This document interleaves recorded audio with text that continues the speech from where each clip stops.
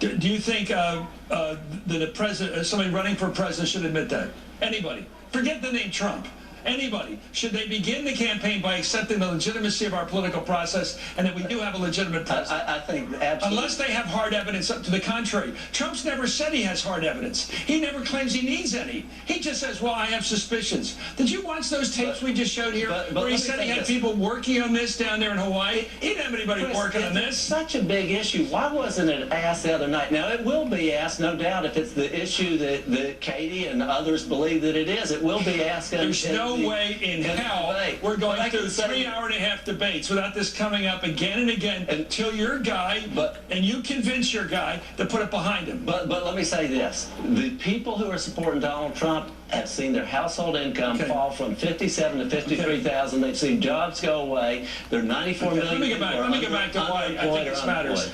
Joy, I want you to pick up here because you were very strong before, and I believe every word you say because we're friends and I know what you think. And I know what you've been through in life, and everybody else knows this story. When you go into the inner city, in the African-American community, and you would talk to people. You don't have to go polling this baby. You talk to people of either party, the minority Republicans of the black community, and you talk to them about this president. There's pride in their eyes. And the idea of saying that he's some kind of a thief in the night. He snuck in, his resumes are phony, he really didn't go to these schools, he really didn't get these grades, he really didn't get blind selection as editor of the Harvard Law Review. None of that ever happened, and that's what Trump does. He does it over and over again. None of this man's accomplishments are true.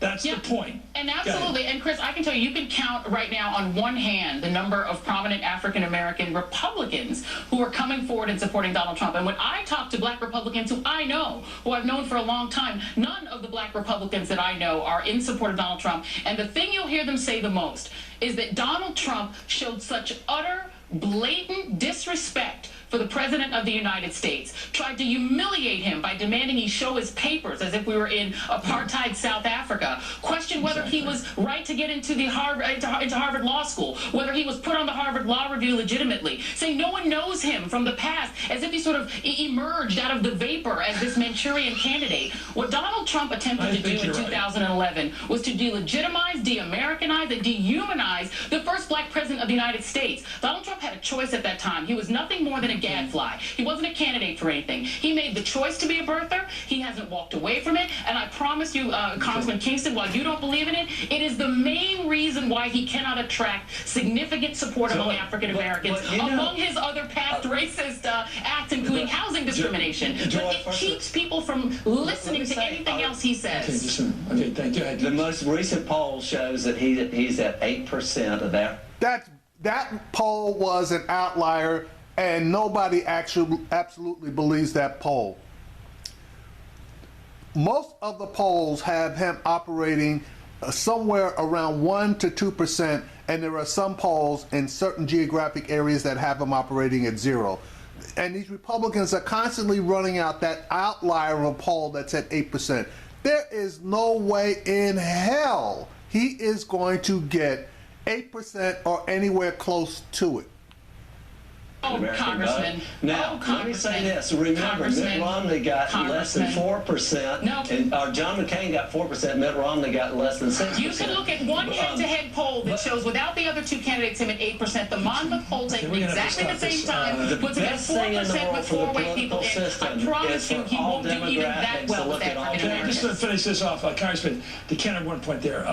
And I want Katie to have one last shot here. I've seen polls that are staggering and showing the percentage of Trump supporters who believe this birther stuff. Staggering numbers that believe he's a secret Muslim. They do believe it. You don't, they do. Anyway, Katie, last word.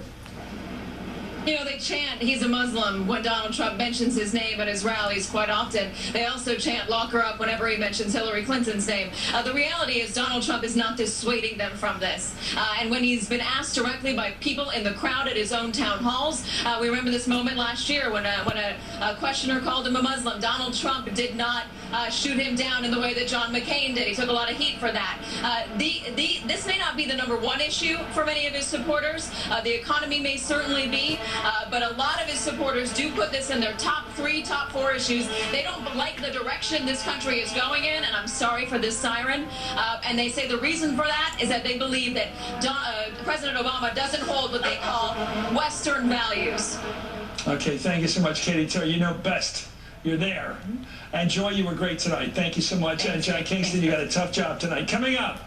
Jack Kingston, you said that you got the document. Show us the money. Show us the papers. You're a liar just like Donald Trump.